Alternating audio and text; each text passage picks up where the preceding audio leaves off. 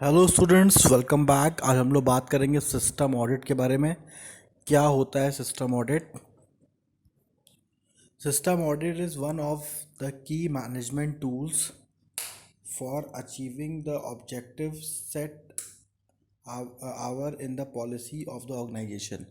तो ऑर्गेनाइजेशन में जो हम टारगेट्स को अचीव करने के लिए जो पॉलिसीज़ का यूज़ करते हैं, तो जो सिस्टम हम फॉलो करते हैं अपने ऑर्गेनाइजेशन में कि हमें इस पर्टिकुलर ऑब्जेक्टिव को अचीव करने के लिए ये सब पॉलिसीज़ बनानी पड़ती हैं। और वो जो सिस्टम के थ्रू जो बिज़नेस जो ऑर्गेनाइजेशन हमारा चलता है, ठीक है, जिस सिस्टम पे ऑर्गेनाइजेशन अपना फंक्शन करता है, उस पर्टिकुलर सिस्टम को चेक करने के लिए हम लोग सिस्टम ऑडिट करते हैं कि जो भी हमने सिस्टम बनाया है अपने ऑर्गेनाइजेशन में, वो सिस्टम सही तरीके से काम कर रहा है कि नहीं कर रहा है। System audit is a disciplined approach to evaluate and improve the effectiveness of the system. तो सिस्टम ऑडिट को एक डिसिप्लिन अप्रोच कहा गया है, क्योंकि इस अप्रोच के थ्रू हम अपने सिस्टम को इम्प्रूव करते हैं और इवेल्युएट भी करते हैं कि हमारा सिस्टम सही तरीके से चल रहा है कि नहीं चल रहा है बिजनेस में। Audit are carried out in order to verify that the individual elements within the system are effective and stable in achieving the stated objective। तो सिस्टम ऑडिट अगर हम करते हैं तो हमें ये आइडिया हो जाता है कि हमारे जो भी काम करने का तरीका सिस्टम में चल रहा है, क्या वो इफ़ेक्टिव तरीका है कि नहीं है, क्या वो सूटेबल तरीका है कि नहीं है। उस पर्टिकुलर तरीके के हेल्प से हम जो भी हमारे बिजनेस के ऑब्जेक्टिव्स हैं उसको अचीव कर पा रहे हैं कि नहीं कर पा रहे हैं। मतलब जो हमारे पॉलिसीज़ हैं, जो हमारे रूल्स रेगुलेशंस हैं, वो क्या इस तरीके से डिज़ाइंड हैं कि हम अपने टारगेट को अचीव कर लेंगे। ये सारा कुछ पता चलता है हमको सिस्टम ऑडिट करने से। The system audit the system audit also provide objective evidence concerning the need for the reduction, elimination, and most importantly preservation of non conformities। अब इसमें क्या है कि सिस्टम ऑडिट जो है वो कहीं ना कहीं वो हमें एक ऑब्जेक्टिव प्रोवाइड करता है, एक एविडेंस प्रोवाइड करता है कि हमें किस चीज़ की नीड है, क्या चीज़ हमको कम करना है, क्या चीज़ हमको हटा देना है अपने सिस्टम से। तो ये सारा कुछ हमें गाइड करता है सिस्टम ऑडिट कि हमारी जो सिस्टम जो चल रहा है वो सही तरीके से चल रहा है कि नहीं चल रहा है, कहीं उसमें कुछ कमी तो नहीं है या फिर कुछ उसको हटाने की ज़रूरत तो नहीं है, कुछ चेंज करने की ज़रूरत तो नहीं है। तो ये सारा कुछ हम सिस्टम ऑडिट से ही पता करते हैं। The result of this audit can be used by the management for improving the performance of the organization. System audit are carried out by the trained auditors who can be organization own staff of the external auditing agencies और independent professional auditors. तो basically जो हम लोग ये system audit करते हैं, ये हम इसलिए करते हैं ताकि हम अपने मैनेजमेंट के वर्किंग को इम्प्रूव कर सकें, अपने मैनेजमेंट के परफॉर्मेंस को अच्छा कर सकें।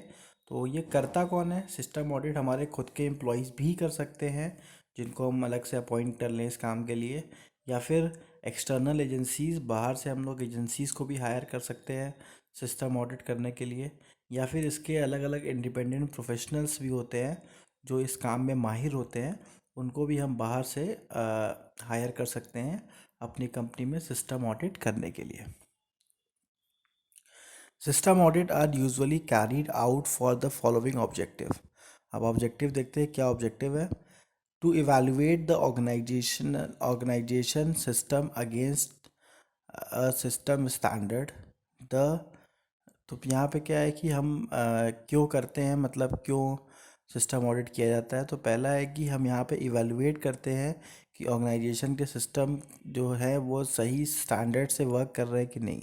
मतलब जिस स्टैंडर्ड को ध्यान में रख के हमने इस सिस्टम को डिज़ाइन किया था, जो रूल्स रेगुलेशन बनाए थे, वो उसके अकॉर्डिंग वर्क कर रहे हैं कि नहीं कर रहे हैं।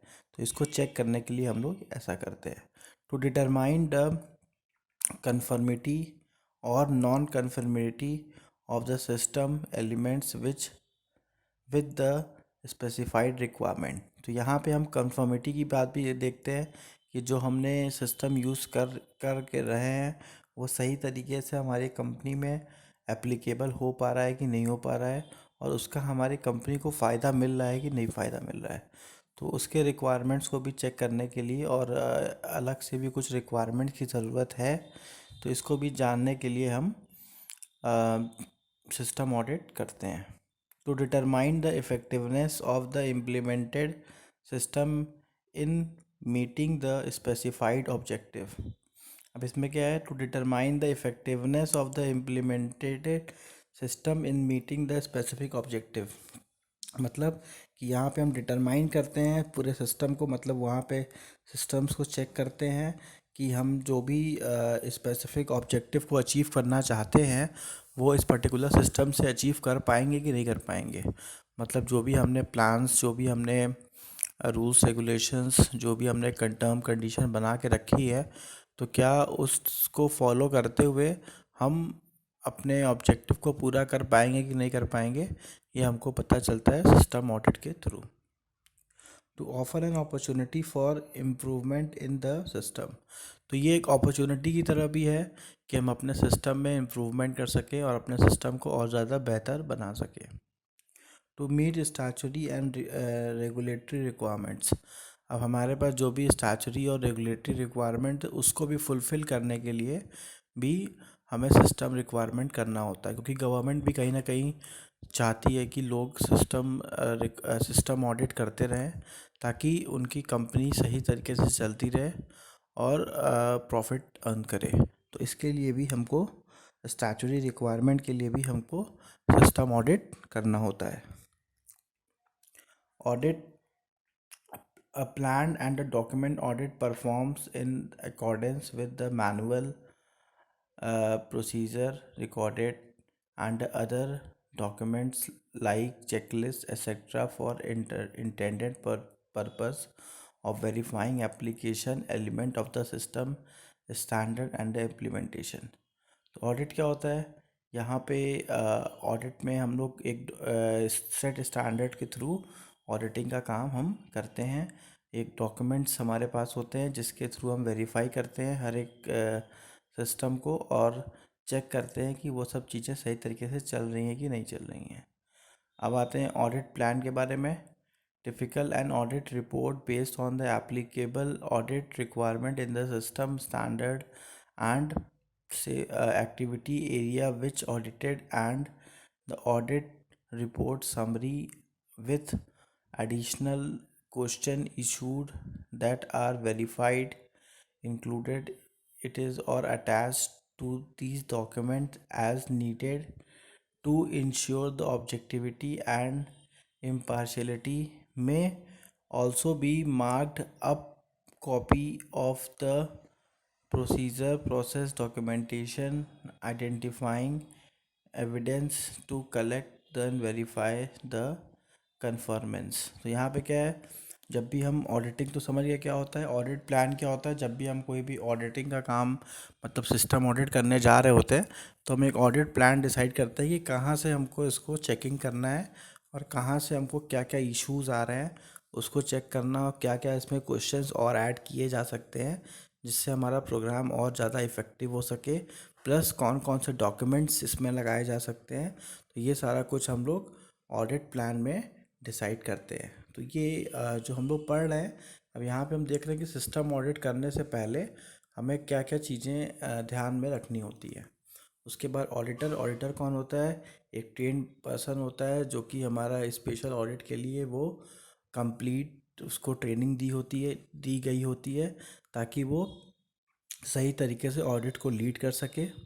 उसके बाद है ऑडिट कोऑर्डिनेटर्स। इसमें कौन होते हैं, इसमें कुछ लोग होते हैं जो उनके संग ऑडिटर के संग वर्क करते हैं और वो ऑडिटर के अकॉर्डिंग डिसीजंस लेते हैं और उनके अकॉर्डिंग ही वर्क करते हैं, उनसे इंस्ट्रक्शन लेके काम करते हैं। Effectiveness, the evidence including the relationship and the input and the output of the process shows the process of the working driving performance and supporting the organization's policies, objective and compliance with the requirement। अब यहाँ पे क्या है कि हम effectiveness को भी ध्यान में रखते हैं कि जो भी हम ऑडिटिंग कर रहे हैं वो इसका इफ़ेक्टिव तरीके से कर रहे हैं कि नहीं कर रहे हैं। ठीक है, हम जो जिस तरीके का इनपुट लगा रहे हैं उसका आउटपुट उस तरीके से आ रहा है कि नहीं आ रहा है। तो ये सारा कुछ भी हम ये सिस्टम ऑडिट करते समय ध्यान में रखते हैं। अब उसके बाद आता है फाइंडिंग। फाइंडिंग में क्या होता है कि हमारे पास अब हमने ऑडिटिंग की, तो ऑडिटिंग करने के बाद क्या हमको रिज़ल्ट मिला, क्या हमको करेक्टिव एक्शंस लेने हैं, तो ये सारा कुछ आपको फाइंडिंग में मिलता है। ठीक है, तो अगर सिस्टम ऑडिट कर रहे हैं तो उसमें आपकी फाइंडिंग्स आएंगी। ठीक है, क्या प्रॉब्लम्स हैं, क्या चीज़ को हमको चेंज करना है, क्या डिसीजंस लेने हैं, तो वो सब हमारा इसमें आएगा। अब फाइंडिंग्स को हम लोग अलग अलग पार्ट में बांट देते हैं।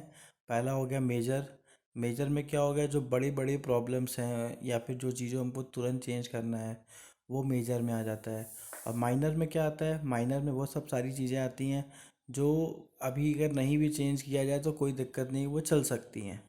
ठीक है, तो हम मेजर और माइनर में इसको जब बांटते हैं तो मेजर में उसको तुरंत चेंज करने का, तुरंत करेक्टिव एक्शंस लेने का डिसीजन लेते हैं।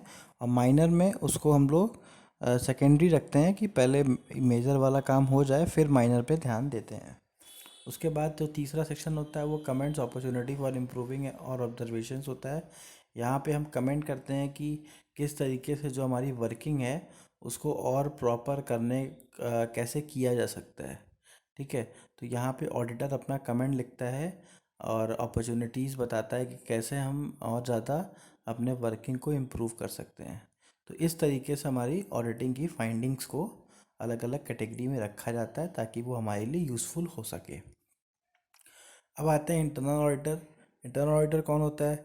इंटरनल ऑडिटर वो टीम होती है, वो लोग होते हैं जो हमारे कंपनी में वर्क करते होते हैं।